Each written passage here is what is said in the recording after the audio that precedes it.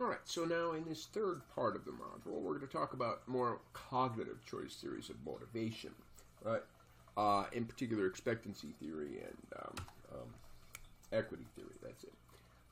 And so the basic idea behind these cognitive choice theories of motivation is people are not driven by these inner needs, but instead they're rational decision makers. Okay, they make decisions in a rational basis. Equity theory is a real interesting idea that people are motivated by notions of fairness. That if I feel I am treated fair, then I will be motivated, I will have a positive job attitude, and my job performance will improve, right? So clearly this notion of fairness.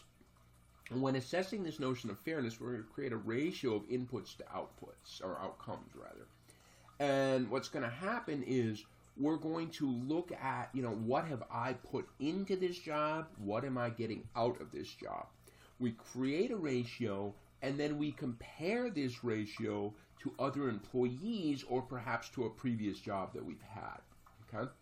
And if our ratio is low, right, that is, well, whatever, if inputs are much more heavier than outputs, then we will feel demotivated. Okay? So some of the inputs and outcomes that might go into this balance, inputs, education, effort, ability, skills, knowledge, right? All of these different things that you might bring to an organization. But people with high self-esteem overestimate their inputs. And this becomes a problem because by definition, people with high self-esteem will almost always feel out of balance. I'm bringing so much more to this organization. Okay? The different outcomes, obviously compensation and benefits, right? Give me some pay, but also perhaps recognition, opportunities for growth, opportunities for experiences that I can then, bounce into a new position. So lots of different things that are outcomes as well. And so what happens is that, very similar to drive reduction theory from the first video, is this notion that we will feel inequity if we are out of balance, okay? We want the inputs and the outcomes to balance each other out, okay? And so we can have in either direction, okay? And it turns out that there's this kind of this characteristic, and again, it's a personality trait for all practical purposes, called equity sensitivity. And that is, some individuals are willing to tolerate more inequity than others. Some individuals will tolerate no inequity. Some will tolerate more or less, depending on how equity sensitive they are. Okay? And so what happens is if we feel inequity, we can do a variety of things. Number one, if I feel inequity that I believe my inputs are higher than my outcomes, I could just alter my effort. I could start showing up late. I could half-ass the job. I could do all kinds of stuff. Okay? I could attempt to change the outcomes. I could ask for a raise. Okay? Or I could start to steal staplers, right? I could get something out of it, okay? So we can also alter our perceptions, okay? That is, we don't have to alter the world around us or the truth of the world. It's because it's not the inequity itself, it's the perceived inequity. Because as we said, people with high self-esteem have a perceived inequity that probably doesn't match reality, okay? So we can alter our perceptions and convince ourselves that we're actually in a balance. We can also change that thing that we compare ourselves to. And that is an interesting, this is definitely social psychology for you. Change your comparison self. And we tend, even if somebody wins the lottery, and they're like, I am so happy, I can't believe I'm this happy. And you ask them a year later, they go, I'm not, because people compare themselves to what they were last week, all right? And a brand new lottery winner is a lottery winner today, but last week they were not a lottery winner. A year from now, last week they were a lottery winner.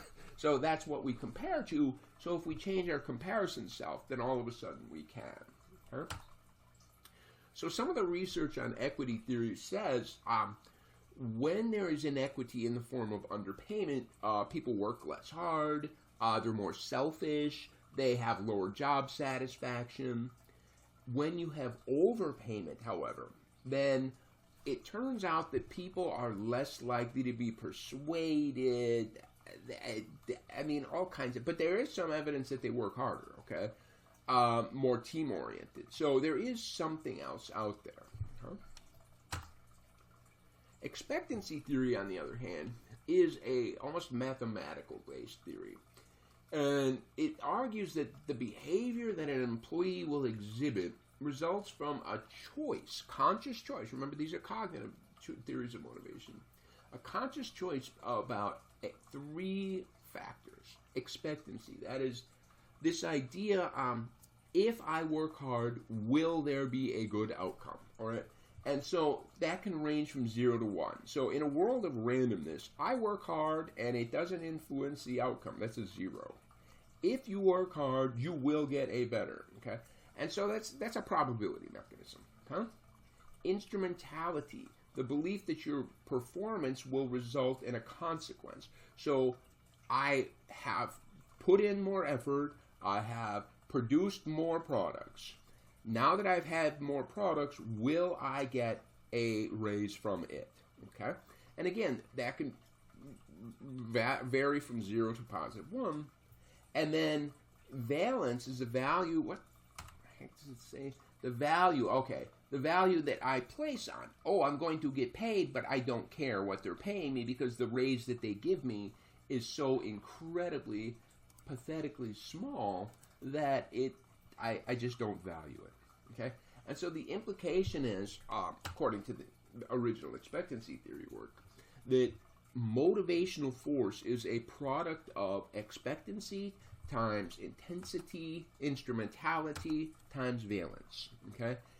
You put the 3 together, and the implication is if any of them are 0 or negative, then there will be no motivation. Okay? But in the world of IO psychology, the idea is an organization can look to this equation and identify the lowest parts of these equations and then manipulate it. Okay? Manipulate the equation. Research on expectancy theory is interesting because it predicts people's intentions to work, but not what they actually do at work. Okay? And some other researchers have argued that because of the way that this calculation was created, if any of the implication, as we said, if any of these are 0, then motivation is gone.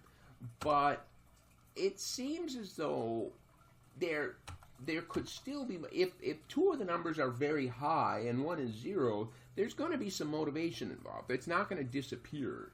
There's going to be something there. So perhaps a better way to work this equation is more additive than multiplicative. Okay? All right, so we'll move on to our next group of motivation theories.